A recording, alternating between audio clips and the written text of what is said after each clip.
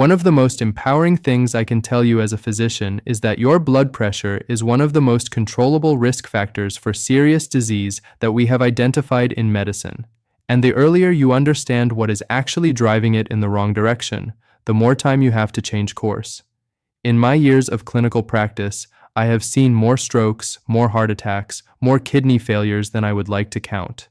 The thread connecting so many of them is blood pressure that was slightly too high for slightly too long, not dramatically elevated, not in crisis range, just quietly, persistently elevated, while normal life continued around it. Here is what most people do not appreciate. You do not need a blood pressure reading in the 200s to be doing damage. Even sitting modestly above your optimal range over decades quietly wears down your blood vessel walls, makes your heart work harder than it was designed to, and ages your kidneys and brain faster than they should. Think of a hose pipe. If the pressure inside that pipe is just a little too high, not dramatically, but just a fraction above what the material was designed for, and you run it like that for 20 or 30 years, that pipe will fail earlier than expected. The sides will weaken and eventually give. That is a reasonable approximation of what sustained elevated blood pressure does inside your body. The encouraging reality is that bringing blood pressure down by even 5 to 10 points produces substantial reductions in cardiovascular and stroke risk. Small changes, held consistently over a lifetime, are enormous in their cumulative impact. Today, I want to walk you through 7 things that are quietly pushing your blood pressure in the wrong direction, most of which you have probably never heard discussed in the context of blood pressure at all. My name is Dr. Victor Hayes. Let us go through them. The first is insufficient dietary potassium, and this one surprises almost everyone. The conversation about blood pressure and diet almost always begins and ends with sodium. Cut your salt, lower your pressure, and yes, sodium matters. But what the evidence is increasingly pointing to is that the ratio between sodium and potassium in your diet matters just as much as sodium alone, and possibly more. Potassium helps your kidneys flush excess sodium from your body. It directly supports the relaxation of arterial walls. It acts as a natural counterbalance to the pressure-raising effects of salt. Whole foods, vegetables, beans, legumes, fruit, unprocessed meat are naturally high in potassium and relatively low in sodium. Ultra-processed foods flip that relationship entirely. Enormous sodium loads alongside almost no potassium. The result is that most people eating a heavily processed diet are significantly potassium deficient without realizing it. Cutting sodium while your diet remains highly processed addresses only half of the problem.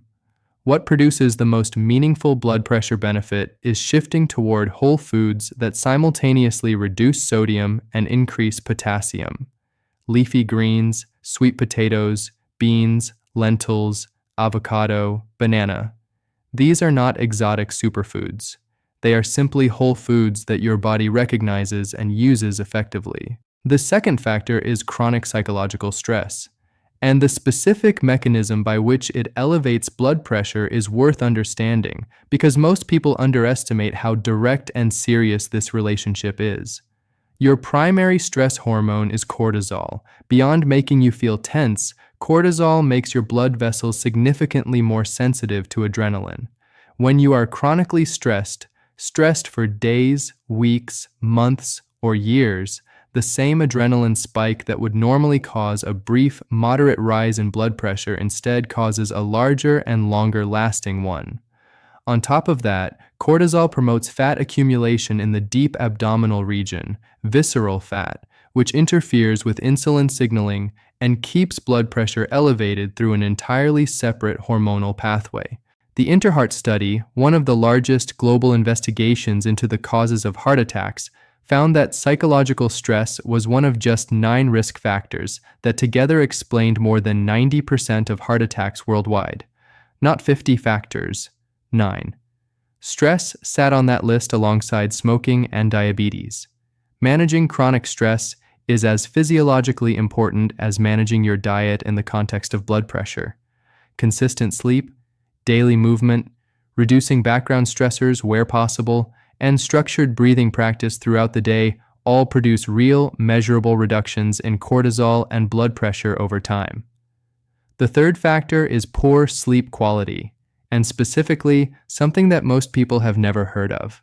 In people who sleep well, blood pressure naturally drops by approximately 10 to 20% during the night. This is called the nocturnal dip, and it is physiologically important. It gives your cardiovascular system a genuine recovery window.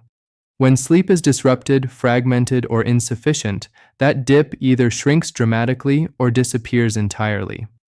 People who do not experience that overnight pressure drop, a clinical pattern called non-dipping, have significantly higher rates of heart attacks, strokes, and kidney damage compared to those whose pressure falls normally during sleep. And this holds true independently of what their daytime blood pressure readings show.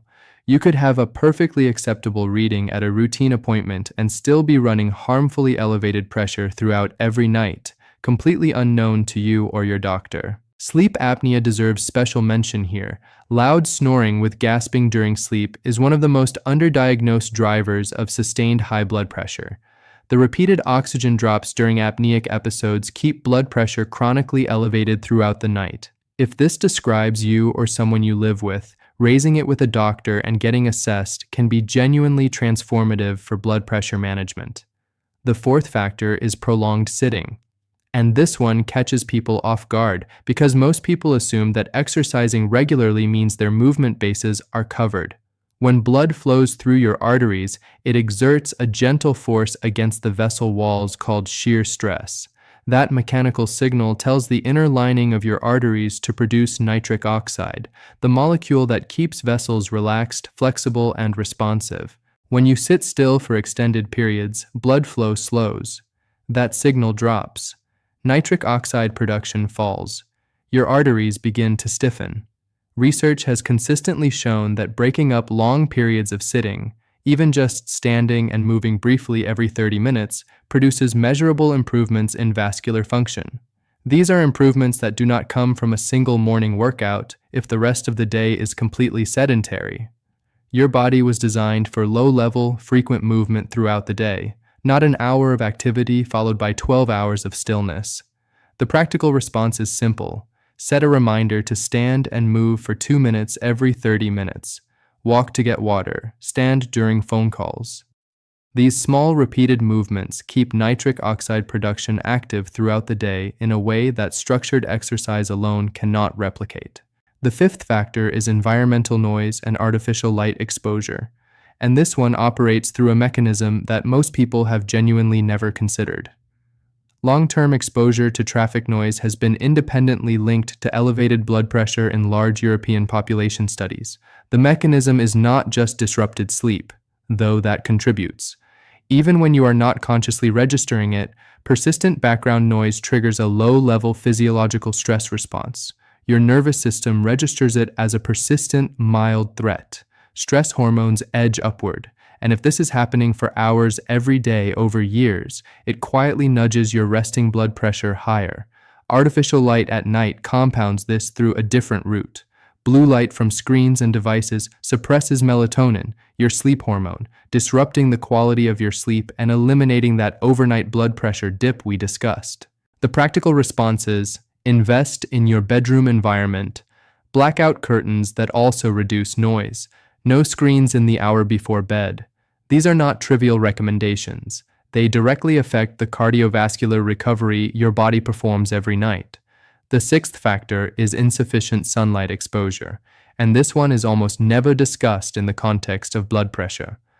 Sunlight, specifically the UVA component, triggers the skin to release stores of nitric oxide directly into the bloodstream, not vitamin D. This is a separate, independent mechanism. A group of researchers demonstrated that UVA exposure produced a real, measurable drop in blood pressure through exactly this pathway. Most people in modern life spend the overwhelming majority of their waking hours indoors, at a desk, in a vehicle, at home under artificial light. They are missing a natural vasodilatory mechanism that their biology evolved to use daily. The takeaway is not to ignore sun protection. It is to make a deliberate effort to spend time outdoors in daylight every day, even 20 to 30 minutes in the morning. The benefit to blood pressure and the sleep hormones that protect your cardiovascular system overnight is meaningful and independent of exercise. The seventh factor is regular alcohol consumption, and this one produces less attention than it deserves relative to how directly and dose-dependently it elevates blood pressure. Every alcoholic drink raises blood pressure acutely. In people who drink regularly, even at levels most would consider moderate, the cumulative effect on resting blood pressure is substantial.